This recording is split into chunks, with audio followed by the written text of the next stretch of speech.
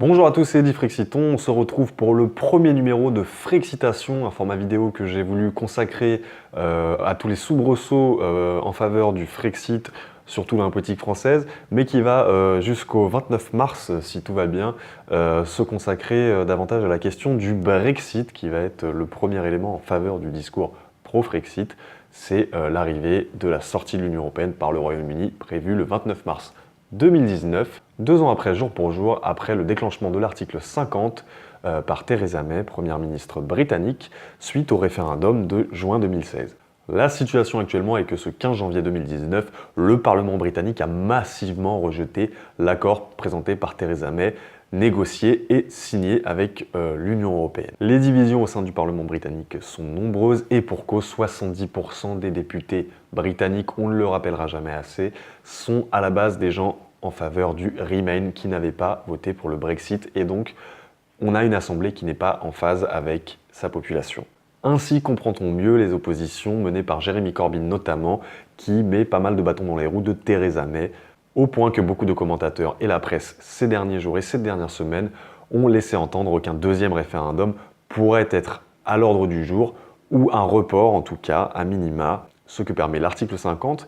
À l'issue des 2 ans de négociations, si un accord n'est pas trouvé, l'État sortant peut demander aux parties prenantes de l'Union européenne un report du délai de négociation. La réalité est qu'il risque très peu d'y avoir un second référendum, reste que les combinaisons politiques des partis en place pourraient aboutir à un report du Brexit, un report du délai de négociation. Vous avez au milieu de tout ça une presse mainstream détenue par un certain capital qui ne cesse de faire valoir que les tensions et les lassitudes sont en train de retourner l'opinion britannique au point que davantage de Britanniques seraient pour le Remain qu'avant, que des Brexiteurs se seraient ravisés.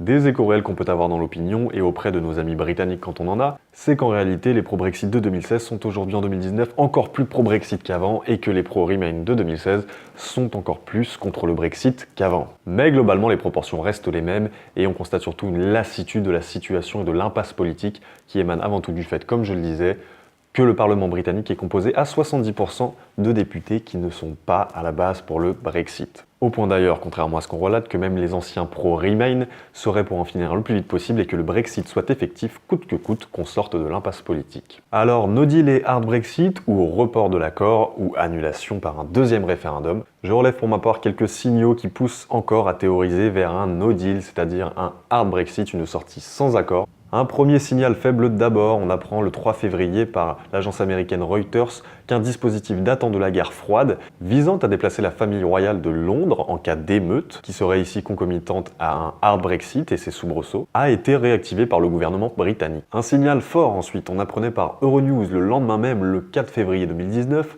que Theresa May déclarait qu'elle réaffirmait sa position, celle d'un Brexit dans les temps. C'est-à-dire un Brexit dans les délais avant le 29 mars, dans le cadre des 2 ans de négociations prévues par l'article 50 initialement. Damant ainsi le pion à Jeremy Corbyn et consorts qui laissaient miroiter l'idée d'un deuxième référendum ou à minima, comme je le disais en préambule, d'un report du délai de négociation prévu par cet article 50. Dans la suite de cette chronologie, Theresa May s'est rendue ce mardi 5 février à Belfast pour rassurer les Irlandais du Nord. Elle a réaffirmé que son objectif était de respecter les accords de paix de 1998 entre l'Irlande du Nord et l'Irlande du Sud, qui implique qu'il n'y ait plus de frontières physiques entre les deux pays, ce qu'en emportant rétablir l'Union européenne en mettant le doigt là où ça fait mal, prétextant ne pas vouloir voir des marchandises s'écouler librement entre le Royaume-Uni et le marché commun européen dont celui-ci sera sorti.